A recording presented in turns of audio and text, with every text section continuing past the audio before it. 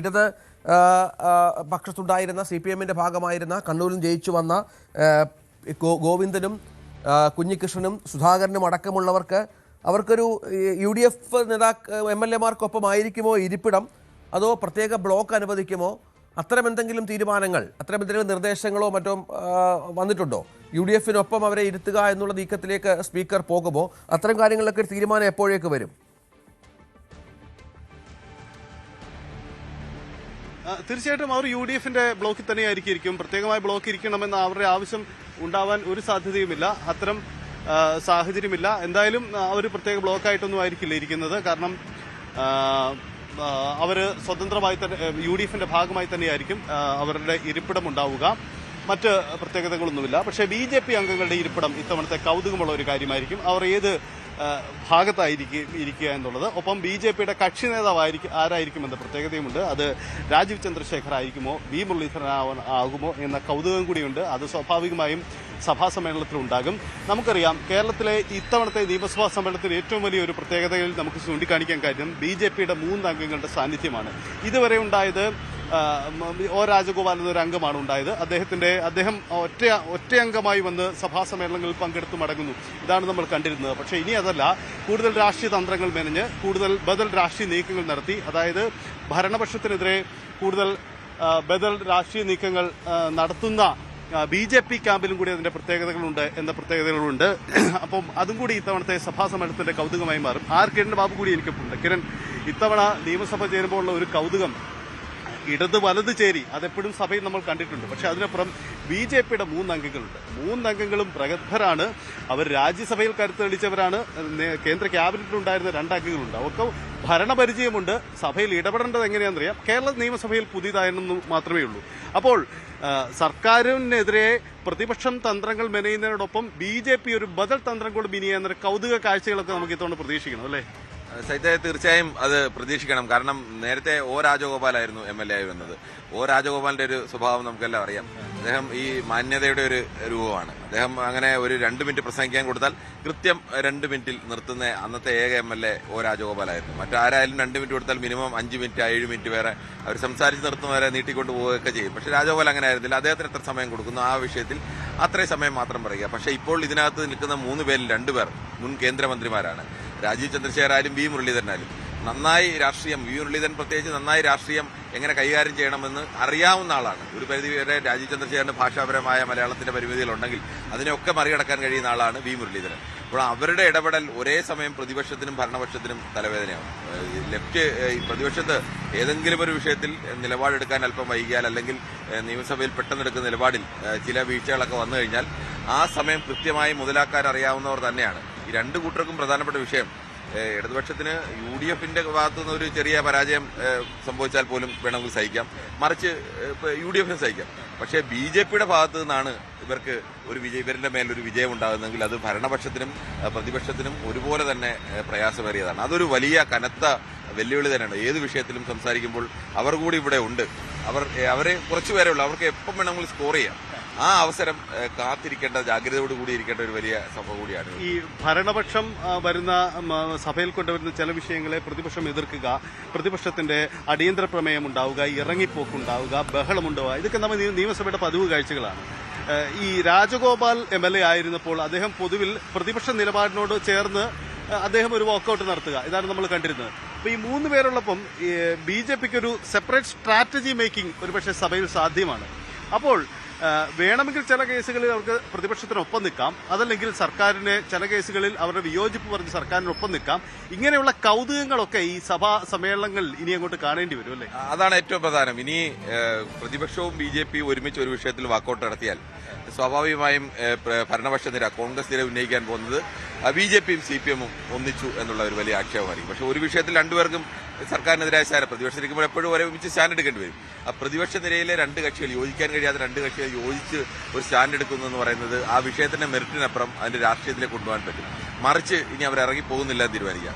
അപ്പോൾ സ്വാഭാവികമായിട്ട് പ്രതിപക്ഷം ഉന്നയിക്കാൻ പോകുന്ന പ്രധാനപ്പെട്ട വിഷയത്തിന്റെ മെറിറ്റിനപ്പുറം ഭരണപക്ഷത്തിനൊപ്പം BJP ചേരുന്നു, അല്ലെങ്കിൽ BJPയുമായി അവർ ധാരണയിലാണ് പോകുന്നത്. ഇത് എപ്പോഴും ജാഗ്രതയോടുകൂടി നിൽക്കണം. എന്ന് വെച്ചാൽ രണ്ട് മുന്നണിക്കും BJPയുമായി ഏതെങ്കിലും തരത്തിൽ ചേരുന്നു എന്ന് പറയുന്നത് ആ മുന്നണിയുടെ രാഷ്ട്രീയത്തിന് യോജിക്കുന്ന വിഷയമല്ല. BJP വളരെ തന്ത്രപൂർവ്വമായ നിലപാട് സ്വീകരിക്കാൻ അറിയാവുന്ന ആളുകളാണ്.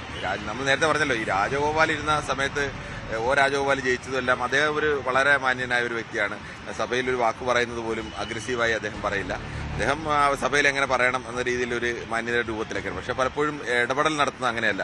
സഭയിലിടയ്ക്ക് ചിലപ്പോൾ ബഹളം വെക്കേണ്ടി വരും, ചിലപ്പോൾ അഗ്രസീവായി സംസാരിക്കേണ്ടി വരും, ചിലപ്പോൾ കുറിക്കൊള്ളുന്ന പോലെ ഒരാളുടെ പ്രസംഗം നിൽക്കുമ്പോൾ ഇടയ്ക്ക് കയറി നിൽക്കേണ്ടിയൊക്കെ വരും. അപ്പോൾ അത്തരം കാര്യങ്ങളിലൊക്കെ അദ്ദേഹത്തിന്റെ വേറെ രീതിയായിരുന്നു. പക്ഷേ ഇപ്പോൾ വി മുരളീധരനായാലും രാജീവ് ചന്ദ്രശേഖരൻ, ഗോപകുമാറായാലും ആ ഒരു രീതി സ്വീകരിക്കണമെന്നില്ല. പ്രത്യേകിച്ച് 3 പേരുണ്ട്, അവർക്ക് ആലോചിച്ച് തീരുമാനമെടുക്കാം.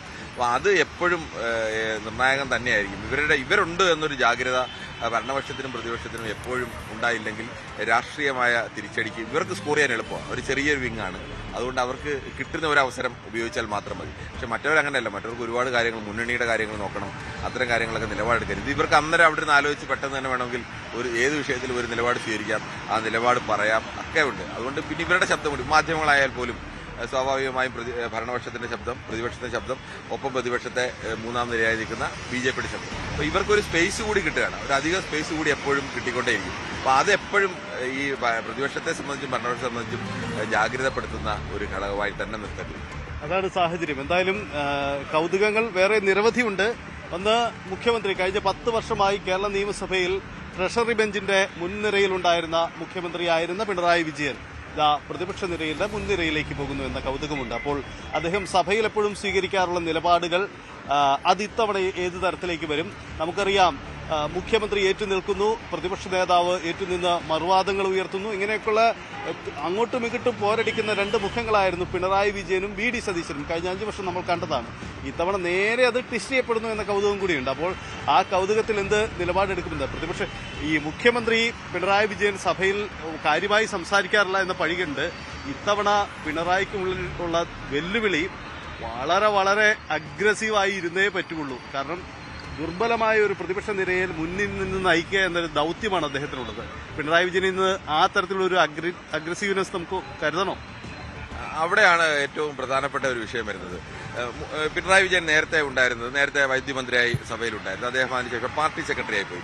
അതിനുശേഷം അദ്ദേഹം അങ്ങനെ സഭയിൽ കാര്യമായ ഒരു ഇടപെടൽ നടത്തുകയോ സഭയിൽ അങ്ങനെ വരികയോ ഒന്നും ചെയ്തിട്ടില്ല. അപ്പോൾ കഴിഞ്ഞ തവണ എം വി ഗോവിന്ദൻ പാർട്ടി സെക്രട്ടറിയായി പോയ ശേഷം അങ്ങനെ സഭയിൽ വരികയും അങ്ങനെ സ്ഥിരമായ ഒരു ഇടപെടൽ നടത്തുകയോ ഒന്നും ഉണ്ടായിട്ടില്ല. പിന്നീട് പിണറായി വിജയൻ വരുന്നത് മുഖ്യമന്ത്രിയായിട്ടാണ്. പിണറായി വിജയന്റെ മുഖം നോക്കി പ്രതികരിക്കാൻ അറിയാവുന്ന ഒരു വലിയ സേന നിൽക്കുകയാണ്. പിണറായി വിജയൻ ഒരു അഹിതമായിട്ടൊരു വാക്ക് അല്ലെങ്കിൽ മുഖം ഒന്ന് കടുപ്പിച്ചാൽ ചാടി എണീക്കാനായിട്ട് ഇങ്ങനെ പടയാളികൾ പോലെ ആളുകൾ ഇങ്ങനെ നിരന്ന് നിൽക്കുകയാണ്. അപ്പോൾ ആ സമയത്ത് ഒക്കെ ഇപ്പോൾ അങ്ങനെയല്ല.